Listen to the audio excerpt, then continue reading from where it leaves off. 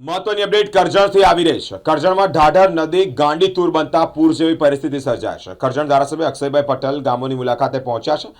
શંભોઈ સુરવાડા માનપુરા ગામની તેઓએ મુલાકાત લીધી છે. ઢાઢર નદીમાં પાણી આવતા જ પોર ગામેથી નવી નગરીમાંથી 275 જેટલા લોકોનું સ્થળાંતરિત કરવામાં આવ્યા છે. ઇટોલા ગામેથી 50 જેટલા લોકોનું સ્થળાંતર કરવામાં આવ્યું છે. કરજણ તાલુકામાં હાલમાં પરિસ્થિતિ નિયંત્રણ હેઠળ છે, પરંતુ જળ સપાટીમાં સતત વધારો થઈ રહ્યો છે. અત્યારે સમગ્ર ગુજરાતની અંદર પૂરની પરિસ્થિતિનું નિર્માણ થયું છે. એના જ આધારે કરજણ વિધાનસભાની અંદર ઘણી બધી એવી નદીઓ ઢાઢર ની અસર થાય, જાંબા નદીની અસર થાય છે. એવી જ રીતે પેલી બાજુ ભૂખી અને નર્મદાની પણ અસર થાય છે.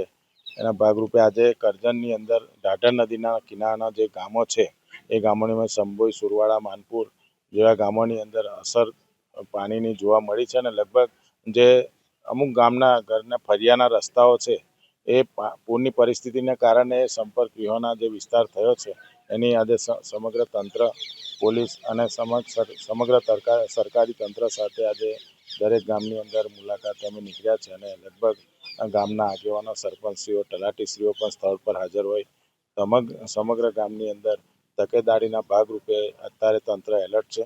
અને આવનારા સંજોગોની અંદર પણ વિકટ પરિસ્થિતિનું નિર્માણ ના થાય એ રીતે તમામ તંત્ર કામે લાગી રહ્યું છે. અને કરજણ વિધાનસભાની અંદર જે ઢાઢરનો કિનારો છે, જેવી રીતે પોર ઇટોલા વિસ્તારની અંદર એની અંદર પોરની અંદર ચોકડી પારના જે વિસ્તાર છે એ પાણીની અંદર ગરકાવ થયેલો હોય એના લગભગ 275 લોકોને સ્થળાંતર કરી અને આપણે એક કંપનીના શેડની અંદર રાખવામાં આવેલા છે. અને એની અંદરથી અત્યારે લગભગ 100 લોકો પોતાના ઘરે પરત થયા છે અને 175 લોકો અત્યારે પણ ત્યાં અત્યારે સ્થળાંતર કરીને ત્યાં રાખવામાં આવેલા છે. એવી જ રીતે ઇટોલાની અંદર પણ લગભગ 60 લોકોને સ્થળાંતર કરી અને વ્યવસ્થિત જગ્યાએ એમને મૂકવામાં આવેલા છે.